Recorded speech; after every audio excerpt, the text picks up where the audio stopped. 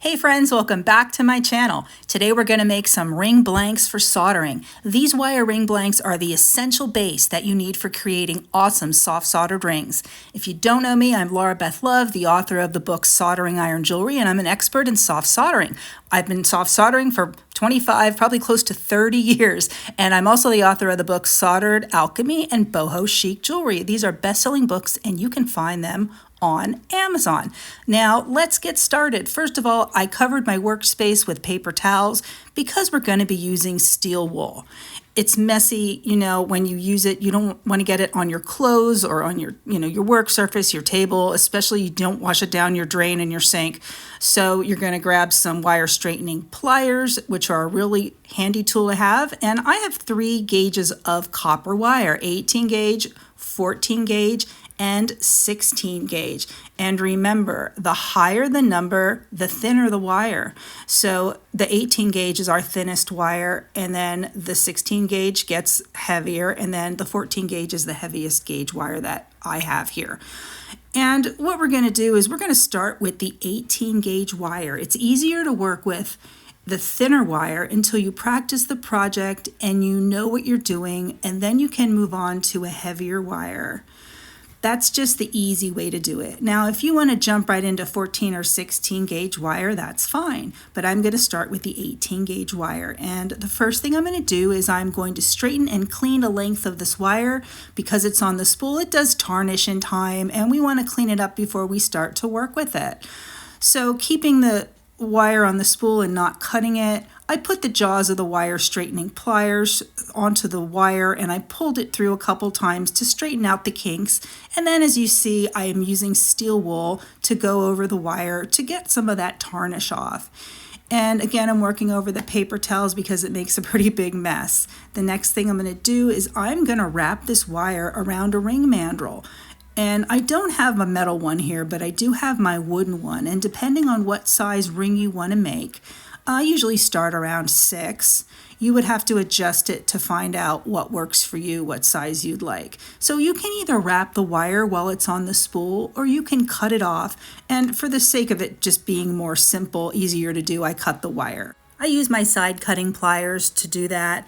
And then I'll set the spool aside. And now I'm going to find the starting point on my mandrel. Like I said, I'm going to start around 6 or so, 5.5, 6. And you're going to use your thumb to hold down the end of the wire at that spot and then wrap it. So you're going to use your dominant hand to hold the wire down and then wrap with your non-dominant hand. I'm going to try to make the wraps pretty close together. I do push them down a little bit while I'm working. Now the wire will spring open a little bit if you let it go, so you want to just kind of hold it snug there while you're wrapping. And once I'm finished, you'll see how the ends aren't flat, like they're kind of not level. So what I'm going to do is I take a rawhide mallet. Oh, the one I have handy is my rubber mallet, and I'm going to hold it onto the mandrel. And I'm just going to bang down that end a little bit just to bring the ends down so they're wrapped around the mandrel just as nice as the other wraps are. Now with the second one that I did here, the other end of the wire, I got a little bit of a kink in it, but that's okay. We'll fix that up later. So once I'm happy with that, I'm going to slip it right off the mandrel. And again, I'm going to use my side cutters, my side cutting pliers, and you want to find where the end of the wire is, and we're just going to snip. Now, you can do them one at a time, or if you have a bigger, wider plier, you can do like more of a heavy-duty tool. You can do them all at once. I like to do them one at a time to make them neater. I'm in no rush. I want it to be nice, so here's the one that I kind of goofed up. I didn't like the way it had a bend in it, so I just snipped that piece off and then get rid of it. And I'm just going to find the end of the wire and snip, and there's my first one. Lining up my pliers with the end again, I'll snip off my next one. And like I said, I take my time. I don't rush because, when you rush things, you just have to do more work later on to make up for, the little mistakes you make when you're rushing.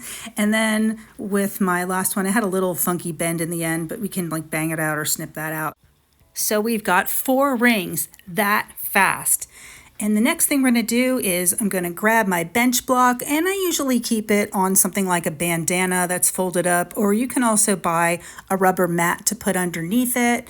And we're going to bang out our rings a little bit. And I'm going to use the soft end of my rubber mallet and just kind of put them on there and bang on them a little bit. We're going to shape it nice, and this is also going to make it firmer, so they're not going to be so bendy. You don't want to over hammer it, or you can make it brittle. So I'm just going to whack it a couple times on one side and then flip it over and then do the other side. So here's the ring that we have.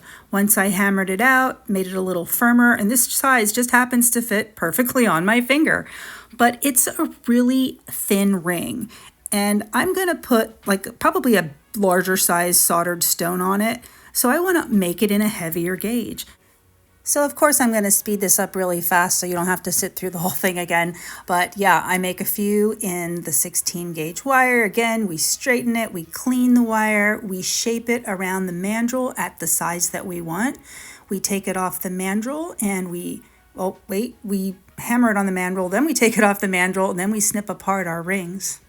And then we bang them out. And what I did was I made there's the ones I made in the 18 gauge, I made the ones in the 16 gauge, and then I ended up making 2 in the 14 gauge. So you can see the difference in the thicknesses. You can really see it between the 14 gauge and the 18 gauge. And I'll slip them on my finger to show you the difference between the 18 gauge, in the middle there's the 16 gauge, and then the 14 gauge. Now I'm just going to take these and set them on my soldering mat, and I'll just put them there so I can play around with them when I'm ready. As for what types of things you can solder onto these rings, I've got some of these polished stones that I picked up at a rock and gem place. And I have a malachite that I cut. It was kind of like a square chunky chunk of a malachite, so I didn't like it. I cut it in half, and I didn't polish the bottom because I'm probably going to solder over it anyway. And then the last 2 that I have with the glass ones, those are I made when I was experimenting when I got my microwave kiln for glass. So yeah, I thought those would make some pretty fun things for rings as well. And I'm just going to put these on my workbench, and eventually I'll get to put them into rings or some kind of jewelry. I don't like my rings too big. I know they're really in style right now. I don't like really big, heavy rings, and it's probably because I work with my hands so much, but the chunky rings are definitely hot right now. Rings and brooches, really hot. So now we're going to solder. This is the fun part. On to the fun part. I have my soldering iron heated up.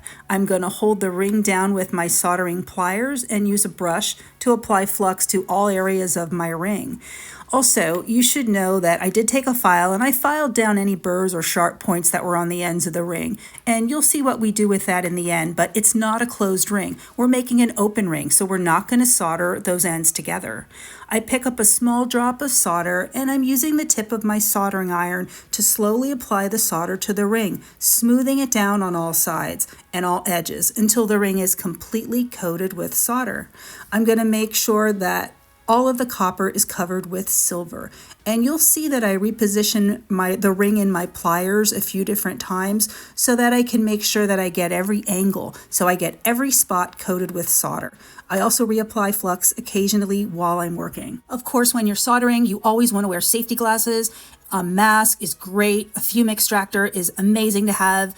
And you want to always put safety first. If you want to learn how to make jewelry with soldering iron, be sure to check out my book, Soldering Iron Jewelry, on Amazon. I'll put a link below. There are 20 amazing projects, and I teach you step by step everything about soldering. My biggest announcement is my 4th book will be released very soon, within the next month or 2, and the title is The Broken China Jewelry Book. So you definitely don't want to miss that, so stay tuned. Now, once I'm happy with my soldering, I put 2 tiny drops of solder at the end of each end of the wire. I'm going to pick up a tiny little drop and just apply it and repeat with the other side. And I want to make sure both droplets are nice and smooth and round. And once I'm finished with the ring, I'm going to wash it, rinse it, dry it, and it's ready for jewelry making. And here's my finished ring. This is the one that I showed you how to make. And this is an example of what you can do with this. You take the ring base and you add some type of soldered element to the top. And for mine, I created this cool little whatnot ring with some pieces that I soldered together. I added some wire, this and that, and I think it turned out pretty awesome. It's one of a kind. Anyway, once again, I thank you for joining me. I hope you learned something. If you like this video, please give it a thumbs up and don't forget to subscribe. Stay tuned for the release date of my 4th book, The Broken China Jewelry Book. And I'll see you next time. Bye, guys.